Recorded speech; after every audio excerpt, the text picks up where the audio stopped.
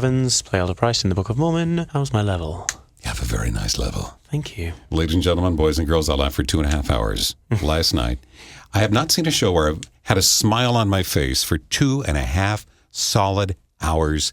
Welcome to San Antonio, Mark. Thank you. I have a smile on my face, but I've been directed to.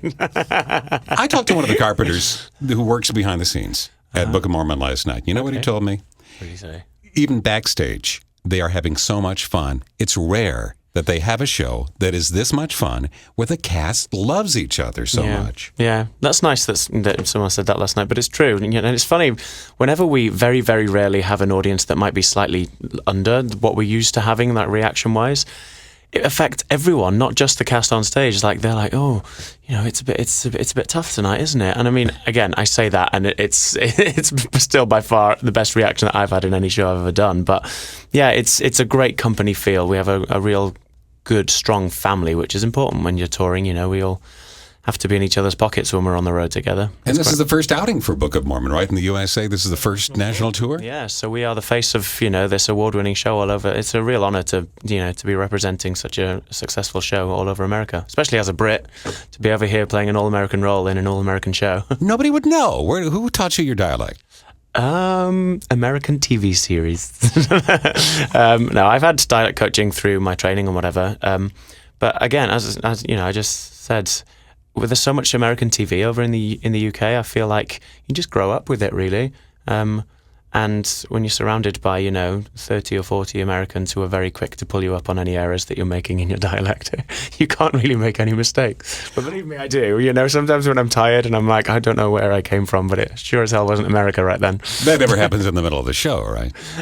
Let's say no, because some of the people who work on the show are in this room with us right now. Where is home for you? Where were you born? From North Wales originally, in the UK, and I moved away from home when I was 16, which is 12 years ago, and lived in London for the last 10 years, really. So it's great to be over here, working here for the first time. Who else will we know from your neck of the woods? I'll say Tom Jones as if he's my good friend. I mean, famous Welsh people would be Tom Jones, Catherine Zeta-Jones. All the Joneses. Yeah, anyone Jones and Evans, basically. That's the Jones and Evans report. Yeah. So, Book of Mormon, written by Matt Stone and Trey Parker. Matt Stone and Trey Bobby Parker. Lopez. And Bobby Lopez. Have you talked to these guys? Have you had the opportunity to work with them? Yeah, they were involved with the casting process. I was auditioning over in London summer of last year. And they were there for the final stages of that. And then when I came over, I did a couple of workshops with Matt and Trey in New York. And then, Trey Parker was involved in our rehearsal process as well. And that's the great thing about, a lot of people know that, this show has been very successful on Broadway, but they're very open to kind of allowing us to play Elder Price and Elder Cunningham, not Andrew Rannells and Josh Gad, who originated the roles, which I think is important. You have to be able to take these characters and take the script and make it your own. And they haven't necessarily they haven't needed to make any script adjustments because it's so well written anyway, but any isms that we want to add, any sort of our own characteristics that we want to put in, they're very welcome. They're welcome that with open arms, which is great for us, because when you have to do a performance 8 shows a week, kind of every week of the year, it becomes difficult, to keep it fresh. And if it's something that's very personal to you and you can relate it back to your own experiences, that makes the job slightly easier, which is important. What's great about you, Elder Price and Elder Cunningham, as soon as you hit the stage as an audience member, I feel like I know these guys. And they might think, Neil Patrick Harris, Matthew Broderick, or Laurel and Hardy, or Abbott and Costello. Yeah. You guys have this chemistry that's incredible.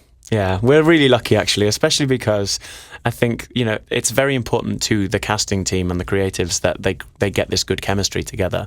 And so they're always encouraging, and almost insisting that we have to do an audition together at some point. But I think Chris, who plays Elder Cunningham, we're the only two who have ever been cast together, having never met until the first day of rehearsals. And I was like, okay, so you're going to be the little fat dude that I'm going to be standing next to for the next year of my life. But it's been an incredible experience for me coming over here, working over here for the first time. I didn't know anybody involved in the show other than one of the directors. And it was really overwhelming. It was just before Christmas, leaving all my family and friends and my support system in the UK. And I just thank my lucky stars that I'm working opposite Chris, because we get on really well on and off stage. And, I feel like I could do anything on stage and he would just react to it. And it's the trust that we have on stage is really important, because again, it allows us to just be able to let each audience experience a truly unique show, because, you know, we are kind of going to go places that we might not go to again, but because we're going through it together, it'll be a good, exciting show. And each audience is unique. And what do you think of the Texas audiences? Amazing. We were really intrigued, actually. We were coming from DC, you know, so we were over on the East Coast, and kind of everyone knew what to expect, that the audiences were going to be good at the Kennedy Center.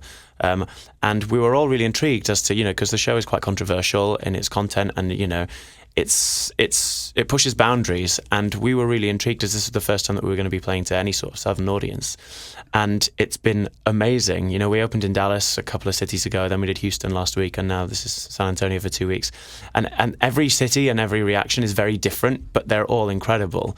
And it's amazing. It's really, really a pleasure to be here. I keep saying this morning, we're doing a few press things this morning, and I think it's the best welcome that we've had, well, since I've been involved with the tour, for sure. Texas people just seem to be really, really friendly, which is nice. Our guest, Mark Evans, superstar, Elder Price, lead in the Book of Mormon now through September 29th at the Majestic Theater. And you mentioned the word controversy.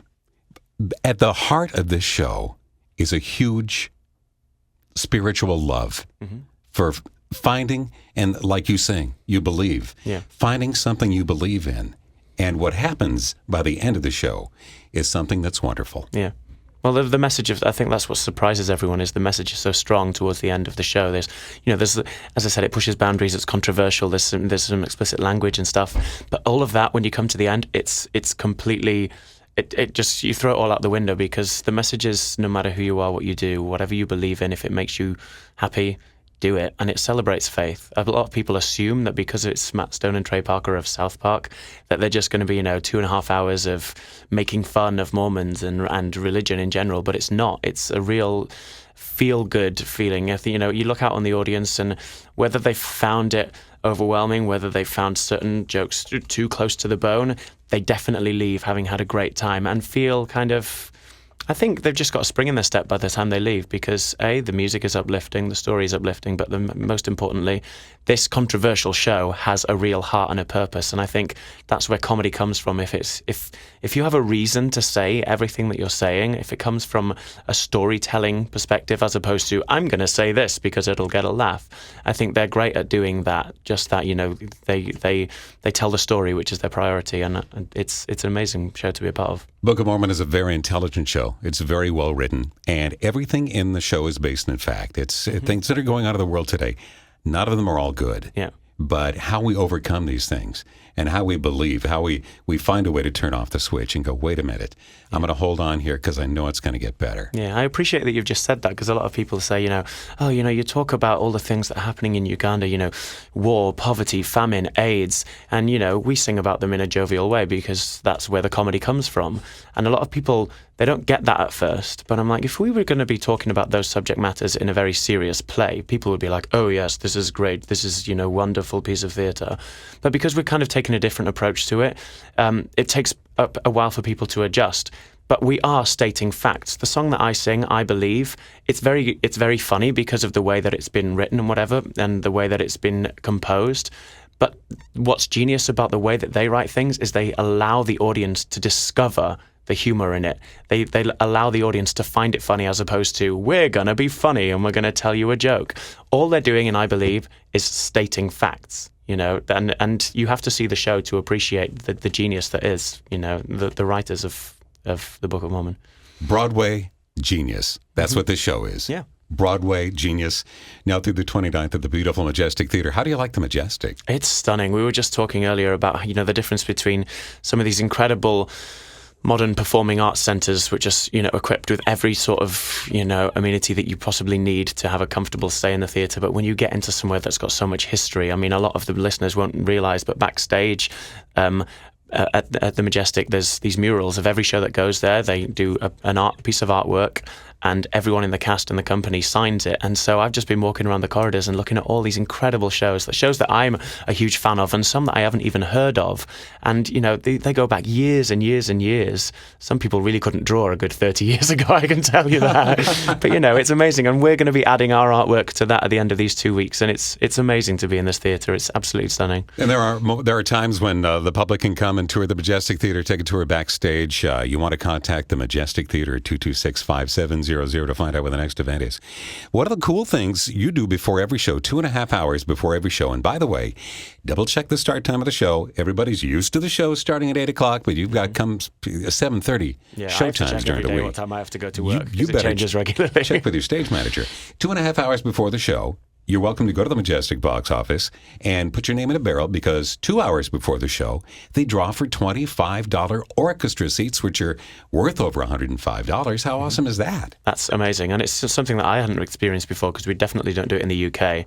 And, you can see, so a lot of people come to the stage door afterwards, because they're like, I spent $25 and I saw this amazing show. And the fact that they've won these tickets, because tickets are hard to come by. I think there are still some available at the Majestic, but it's hard to find good seats. And the fact that you have the chance of winning these good seats for $25, it's an amazing thing. Anything else you want to tell your fans in San Antonio, your new fans? What is your website? My website is markevansonline.com. And what do we find there? Me. But you're a teacher. You're teaching kids the wonderful world of stagecraft and acting.